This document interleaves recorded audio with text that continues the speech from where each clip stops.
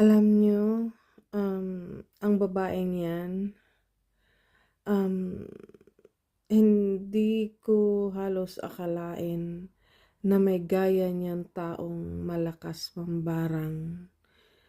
Um, Binigay 'yan sa kanya ng lola niya nung mga 8 or 10 years old siya. Kaya lang ginamit talaga instead na itaboy niya, ginamit niya ng ginamit. Kasi pinairal niya yung inggit niya, yung galit niya. 'Pag naiinggit siya, pinapairal niya yung galit niya. Kaya lumakas siya ng lumakas, dinagdagan niya ng dinagdagan, na kahit nga asawa niya dinasalan niya. Um,